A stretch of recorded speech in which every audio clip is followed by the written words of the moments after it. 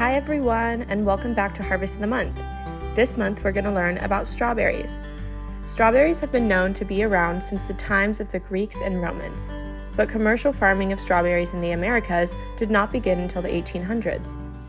Today, California, Florida, and Oregon rank as the top producers of strawberries for the entire United States.